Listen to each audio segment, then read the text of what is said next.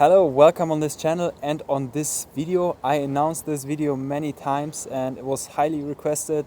Lots of comments asking for a video about fins. Today we're gonna talk about fins, specifically about flat water fins, free ride, free race and race fins. I already made videos about how to tune your free ride, free race or race sail and board. If you haven't seen those videos, make sure to check them out. I'll link them down below. And if you don't want to miss any up and coming videos, make sure to subscribe. Okay, so today the questions I want to answer for you is which fin should you choose? Because obviously there are many different sizes of fins, length, different brands, different composites, glass fins, carbon fins, and I also want to get some opinions of some other professionals.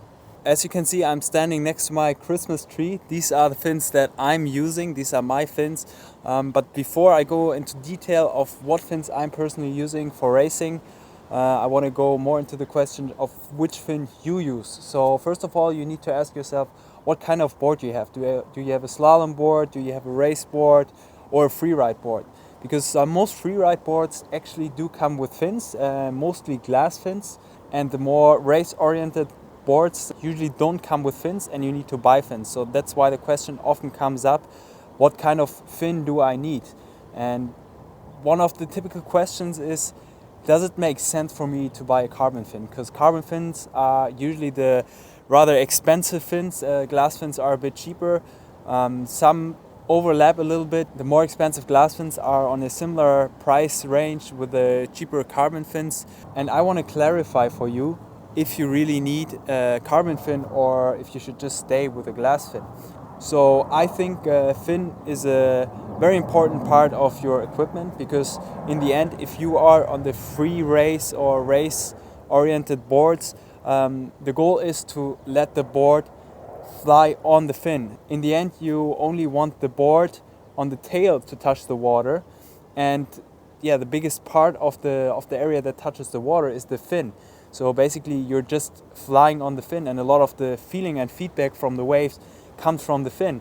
And a carbon fin is firstly much more reactive, and when fin constructors build fins, they can much more determine the pressure point or the reflex the fin should give you. And with a glass fin that's very hard to do, because the carbon fin constructors can actually put different carbon layers or even glass layers into the fin and can determine how much the fin should bend and what kind of feedback the fin should give you. The reflex of the carbon fin, the way it comes back, is quicker than a G10 fin, because that's just the way carbon works. So if you would, let's say, obviously carbon is stiffer than G10. So when you bend our fins, they bend. And when they come back, it gives you more acceleration, it gives you more power.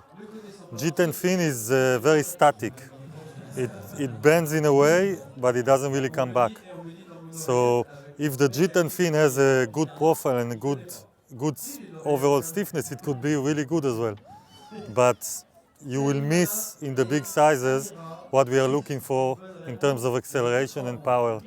And this is the main difference. That's why it's much easier to find a carbon fin that suits perfectly to you than a glass fin, because most of the glass fins are very similar, as when with the carbon fins, they vary a lot. I think when a fin is good, first of all, you're fast, and secondly, you feel comfortable. You know, you don't have, it makes you feel confident in your equipment, in your board, and it doesn't move you around. And you feel that it has range to take you in light winds and in strong winds. So I think you can really upgrade your performance and your feeling on the water by buying a carbon fin. I will say though that I think for people who are on a free ride board, carbon fins don't really make sense, because for most of the riders who use free ride boards, they won't tell that much of a difference, and most carbon fins are not really made for freeride boards. So for anybody who's on a freeride board, I suggest you to just go on the board brand's website. Usually they have a little chart that tells you what kind of fin size you need for your freeride board, and I think you should go by that if you don't have a fin with your board anyway. When you come into the race-oriented board range, the free race or the race board, I really think that you can get a lot performance with a carbon fin, and you can really upgrade your equipment, and you're going to feel much better, you're going to feel faster, you're going to have more control if you find a good carbon fin. So it's a really good question about when to switch from a G10 fin to a real carbon fin for slalom rider. And personally, I think that most people will really benefit from using carbon fins because it naturally lifts the board a little bit more and somehow also makes the board feel more locked in. So it gives some control, it gives a little bit more pressure on the back foot, so it's maybe sometimes more physical, but it feels more comfortable in the end. But in really extreme conditions, I tend to still like the G10 fins, like sailing on a 5.6 or even really powered 6.4 in waves. I like to go on a G10 fin because I feel that extra stiffness somehow saves a lot of energy. And if you have to do a jump or something, you can trust your fin and it will not just power up instantly like a carbon fin sometimes does. So that's my take on it. You know, a good carbon fin is making the world easy in easy conditions, but when it gets extreme and you're on small gear, I would suggest to take a G10 fin if you're not on a top level. Yeah, I think maybe for bigger fins, and if they're really going for super top speed, then they can think about getting carbon fins. I mean, a good glass fin is still competitive these days in the rough conditions, but especially for the small boards. For the big and medium boards, they're not suitable anymore, I would say. So for small boards, even the pros can still use them. Or even for professional sailors, once it's crazy winds, like when we go on our small boards and 45 knots, they can feel a little bit like the wind is less than what it actually is. Also, a fin is a product that you typically use for a long time, and glass fins, they might, after a few years, they might get a little worse, whereas carbon fins keep their performance for a very long time. You have to ask yourself if the price justifies the advantage you get with a carbon fin. You can get good carbon fins from anywhere from 250 euros up, I would say. Some brands maybe 200 euros, but I think it's worth investing those extra 50 euros in some of the middle class brands. Then there are high class brands which charge from 300 or 350 euros or even up. And glass fin is somewhere around 150 euros. So you have to ask yourself, is those 100 euros extra, is it worth that upgrade? In my opinion, in most of the cases when people ask me, what should I upgrade? Should I upgrade my sail, my board? I suggest most of the guys to just invest in a carbon fin. I just want to show you what these fins look like and what the difference is in how they're made. This, for example, is a glass fin, and they're usually made with a CNC machine out of a big block of glass. And this, on the contrary, is a carbon fin, and they're usually laminated with carbon and sometimes also with glass inside. So as I said, for a freeride board, just go check the chart of the board brand's website. And for a free race and race board, I'm going to tell you now how you can determine what fin you need. So first, when you upgrade from a glass to a carbon fin, you need to consider that most of the carbon fins out there generate more lift than glass fins.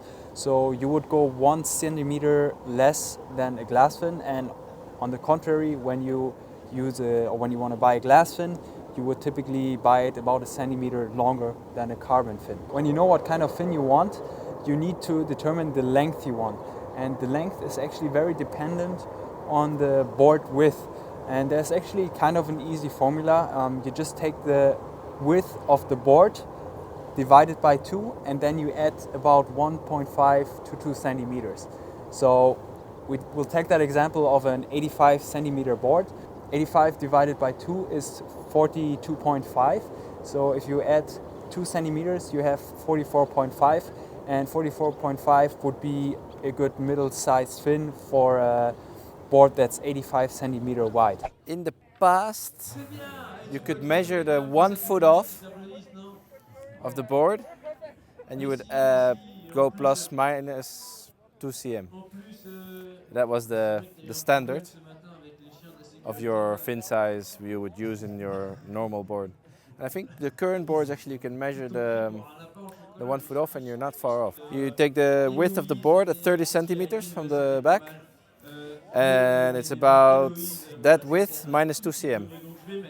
The next thing you need to consider is the sail size. So if you have rather a bigger sail for that kind of board, or if you have rather a smaller sail for that kind of board, you can vary from this formula that I just said. You can vary about 1.5 centimeters up and 1.5 centimeters down. As an example, I use a 85 centimeter wide board with a bigger sail with 46 centimeter fin, and on a smaller sail I could use it with a 45 or maybe even 44 centimeter fin. The next thing you need to consider is your body weight. So if you are, for example, on an 85 centimeter board on a rather small sail, you will use a fin around 44 centimeters, and again you can vary about 1 centimeter minus or plus. So if you are rather a light guy, you might as well go with a 43 centimeter fin, and if you're a heavier guy you might go on a 45 centimeter fin. I, for example, use on an 85 centimeter board with a rather small sail, which is an 8.6 for me, a 45 centimeter fin, and with a big sail I go from 46 to 47 centimeter. But one thing you need to take care of is that you don't go too small with the fin, because actually the fin might not generate enough lift anymore for the width of the board, and you might have a weird feeling in the tail of the board, so the board will not become really free anymore. So yeah, just take care that you don't go too small. Another thing to consider is the softness of the fin. Different brands usually offer different softnesses. A softer fin typically generates more lift and you can use them a little smaller. That's in the end a thing of personal preference. For example, do you much rather use a little bit stiffer fin in a bigger size or a smaller fin in a softer size? For that, I just suggest you to ask your friends what they use. Maybe you ask people who use a similar board to you. Just ask around which kind of fin brand or fin softness or length works for their brand. It's like maybe riding a bike, you know, how do you know if the bike fits you? You put the seat in the right place, you know, like you feel comfortable, you feel that the handlebar is in the right height, you know. So basically, if you're comfortable, you're good. If you don't spin out, if you have enough power, if you plane quick enough, and if you don't get too overpowered, basically, if you're comfortable, like sitting on a couch on the TV, then you know it's good. Then if you want to take again the leap into the professional stage, then you have to, you know, see where's your limit, where's your barrier. You gotta go to the edge a little bit. Go till the board is a little bit flying, go to a little bit to the extreme. Because what we do is taking our equipment to the extreme. But when you are comfortable, you're good, even with racing at top level. Yeah. Okay, and now as promised, I'm going to tell you what the fins are that I use. Currently, personally, I use a lot of the chopper fins, which are made in Tarifa, where I spend a lot of time. Those are the blue covers. I use most of them for racing. I told you before in a video what fins I use, what fin length I use. In the 85 centimeter wide board, I use as the biggest fin 47 centimeter, as the smallest fin 45 centimeter.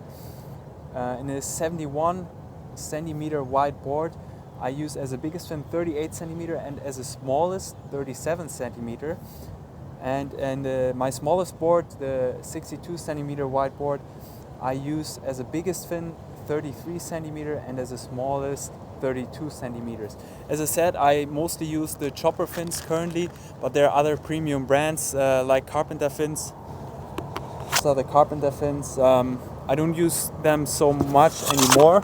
Other fin brands that you can buy that I know of are, for example, Z fins, F Hot fins, Hurricane fins. There are many more fin brands, and yeah, most of them are pretty usable.